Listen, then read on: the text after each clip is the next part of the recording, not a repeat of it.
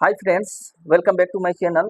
Friends, मैंने कल एक वीडियो डाला था आरआरबी जेईई से रिलेटेड। उसमें बहुत अच्छा रिस्पांस आया है, इसीलिए मैं आज फिर एक वीडियो डालने जा रहा हूं। इसमें मैं आप लोगों को बताऊंगा कि कौन सी गलती आप लोगों को नहीं करना है। अगर आप लोगों ने ये गलती कर दी तो आप लोगों का जो फॉर्म है वो रिजेक्ट हो सकता है। भी हो सकता है कि बाद में आप लोग आरआरबी या आरआरसी जो एग्ज़ाम कंडक्ट करेगा उसमें आप लोग नहीं बैठ सकते हैं। तो फ्रेंड्स, चलिए इसके बारे में हम लोग थोड़ा डिटेल्स में बात करते हैं।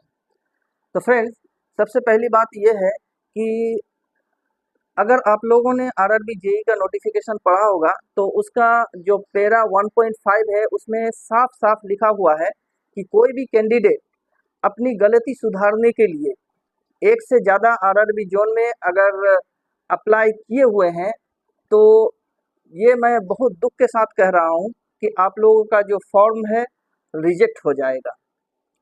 दूसरी बात ये है, वही इम्पोर्टेंट इंस्ट्रक्शंस के पैरा 1.6 में ये भी लिखा हुआ है कि आप लोगों ने अगर अतीत में कोई ऐसी गलती की हुई है तो आरआरबी जेईई का ये जो फॉर्म है आप नहीं भर सकते हैं। मतलब ये है, इसका मतलब ये है कि अगर अतीत में या पहले आप लोगों ने आरआरबी का कोई भी आरआरसी का कोई भी फॉर्म फिलअप किए हों और उसमें आपकी जो कैंडिडेचर है इसीलिए कैंसिल हो गई या रिजेक्ट हो गई हो कि आप लोगों ने एक से ज़्यादा रेलवे जोन के लिए अपना कैंडिडेचर फिलअप किया हो या फिर रेलवे बोर्ड का या रेलवे रिक्रूटमेंट सेल का आप लोगों ने इंस्ट्रक्शन फॉलो ना किया हो, इसके लिए अगर आपका कोई कैंडिडेचर पहले अगर कैंसिल हुआ हुआ है तो आप लोग आरआरबी जेईई के इस एग्ज़ाम के लिए फॉर्म फिलअप नहीं कर सकते हैं।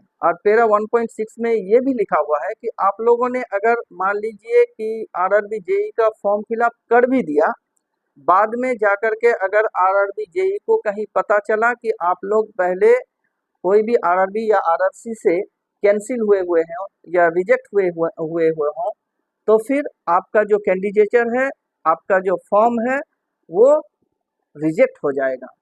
तो फ्रेंड्स, इसीलिए मैं कह रहा हूँ, इस वीडियो में कुछ बातें मैं आप लोगों को बताना चाहता हूँ। अपना अकाउंट बनाते समय ये बातों को खास तौर पर आप लोगों को ध्यान रखना है। मेनली आप लोगों को 3 बातों का ध्यान रखना है।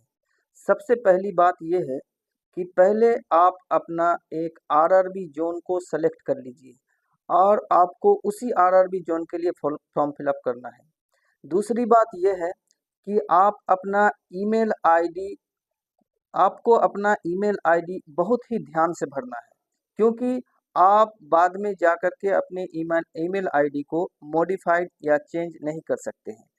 तीसरी बात यह है कि आपको अपना मोबाइल नंबर भी बहुत ध्यान से भरना है, क्योंकि बाद में चल के आप अपना मोबाइल नंबर भी चेंज या मॉडिफाइड नहीं कर सकते हैं।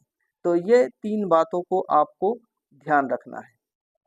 मैं फिर से आप लोगों को एक बार दोहरा रहा हूँ कि आप लोगों में से कोई भी कैंडिडेट अगर ये सोच रहे हैं कि मैंने अभी इस बार इसमें गलती कर दी है, तो इसके लिए इस गलती को सुधारने के लिए मैं फिर दूसरा फॉर्म फिलअप कर देता हूँ, ये गलती भूल के भी मत कीजिएगा।